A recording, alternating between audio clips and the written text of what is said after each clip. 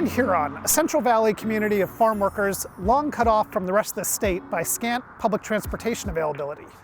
A bus ride to Fresno takes nearly 3 hours, but the city is fast becoming a hub of the electric car revolution.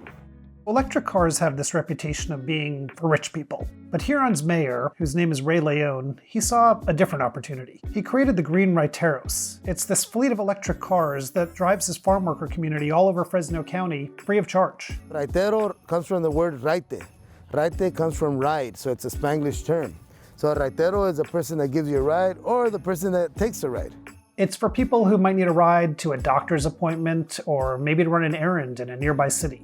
Transportation usually is a top-down process where a model is deployed onto a community hoping that that community adopts it. This did the flip side. It comes from the community about how they imagine using transportation and is using technology, in this case electric vehicles, as a way to meet the need, not the other way around. These kinds of programs are popping up around subsidized housing projects, like one we visited in San Pedro, California.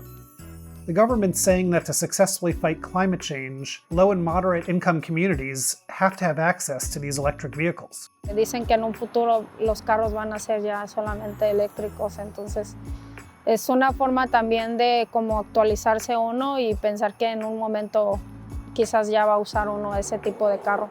I'm Evan Halper, a national reporter with the Los Angeles Times, and I'm reporting on California's novel efforts to close the electric car divide.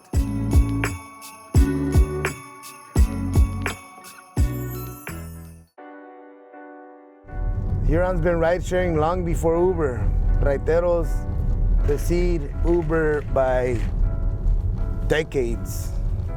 If Raiteros would have the social media and technology skills, then they would have been Raiteros, not Uber. Huron's mayor, Ray Leon, was born and raised in the Central Valley. I'm the youngest of 7 siblings.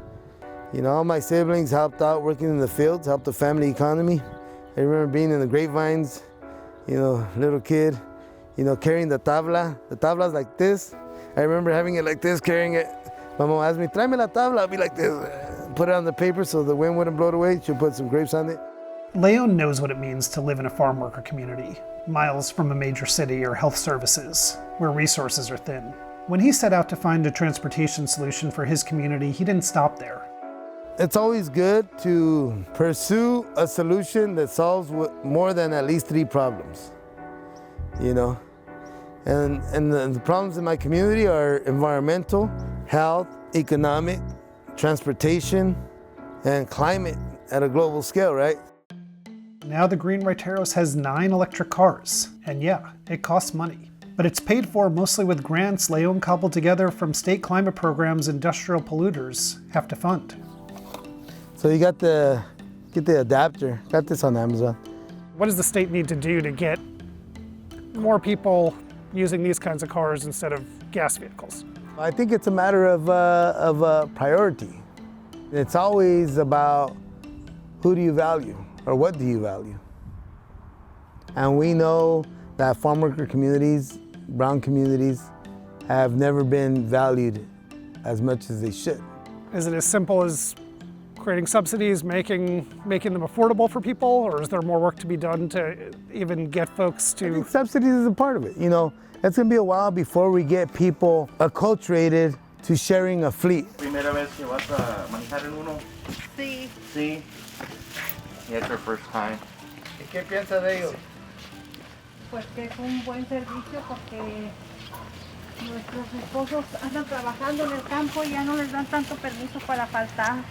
The ride-sharing idea is certainly not new to Huron residents, or to any Latino community for that matter. The informal system of offering rides for a fee, it's been around these places for a long time. Having this model really kind of come from the grassroots, have it be electric, and have it be available in an innovative way to the residents of Huron is actually revolutionizing the way that we should think about planning for transportation and deploying transportation. Since the Green Raiteros launched in 2018, it's provided thousands of rides. Leon wants to expand it. The ideal would be where you don't have to own a car to live in Huron to be able to get to Sacramento, LA, the Bay. It shouldn't be, you know, you shouldn't be stranded. It's far from a perfect solution. Electric car charging stations, they're just hard to come by in the Central Valley. This bank of charging stations at the Harris Ranch Inn is one of the few places to charge a vehicle in the farming communities of the Central Valley. But it doesn't serve farm workers so much as wealthier travelers passing through on I-5 on their way to Los Angeles or the Bay Area. It highlights the gap in electric car ownership. More than 200 miles south of Huron, there's another program. This one's in San Pedro in a housing project, and it helps residents get behind the wheel of electric vehicles. Rancho San Pedro sits just a block from the port of Los Angeles, which is one of the world's busiest ports. That means a lot of traffic, a lot of pollution. And like so much of LA, you've got to have access to a car. Lo bueno del carro es que trae aseguranza, no usas gasolina, solamente hay que rentarlo y es más fácil. No tienes que pagar muchas cosas. Yo tengo mi carro, pero a veces se me descompone, entonces para mí era como una emergencia rápido venir y con la aplicación en el teléfono rápido mirar si está desocupado. Carmen Rivera and Maria Alvarez de Montes are two of the 39 people in Rancho San Pedro who use the car sharing program. It's got 2 cars parked at a charging station in front of the community, and they cost just $3 an hour to rent. This is one way we're looking at how do we deliver the benefits of zero emissions mobility to disadvantaged communities and see how we can scale it, see what works, see what doesn't work. One thing that still doesn't quite work, availability of charging stations in the area. Si me quedo sin carga, ¿qué hago? No es como llegar a cualquier gasolinera, necesito cargarlo. Entonces es muy importante tener más lugares donde cargar un carro eléctrico.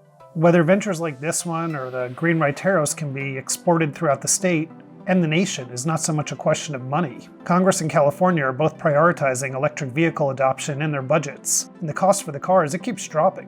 It may just be that we need to find more grassroots visionaries like Leon.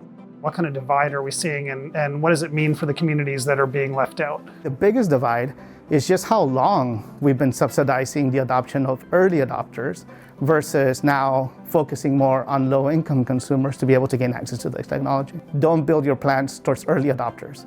Build them towards the people that need them the most, because if you solve those problems, you're solving the problems for everyone else.